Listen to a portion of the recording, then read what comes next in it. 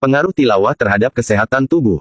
Masya Allah, bukti-bukti ilmiah Al-Quran sudah nampak di akhir zaman ini, kemukjizatan Al-Quran sudah diketahui dunia saat ini, dan membuat mereka para saintifik terpesona atas keilmiahan dan kemukjizatan Al-Quran tersebut.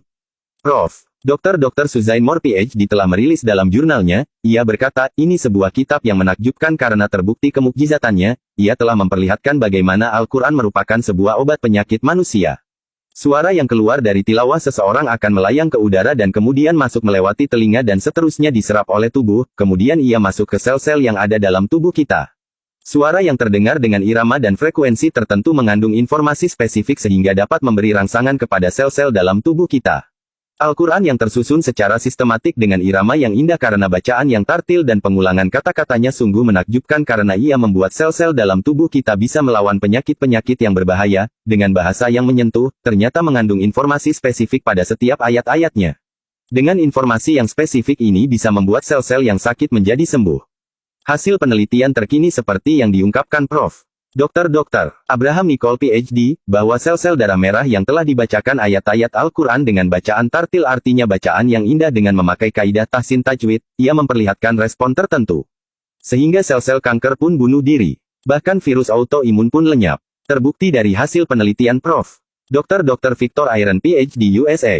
Penelitian lainnya membuktikan bahwa sel-sel kanker ganas menjadi normal kembali dengan bacaan ayat-ayat Al-Quran.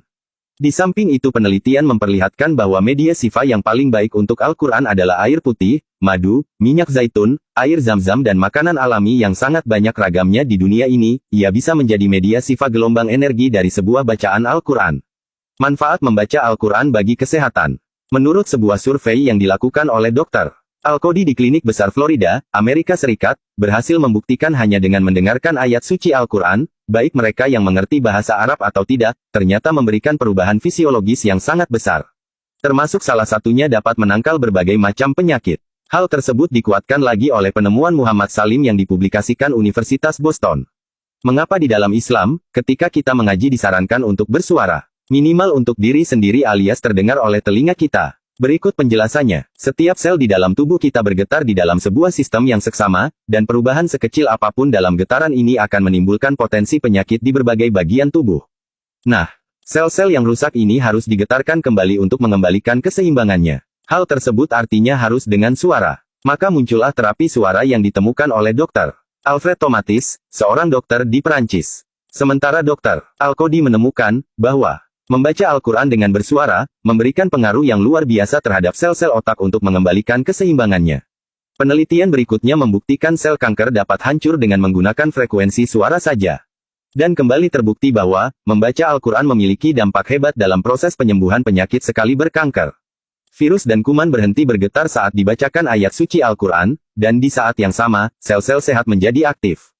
Mengembalikan keseimbangan program yang terganggu terdapat dalam Al-Quran Surat 17 Al-Isra, ayat 82.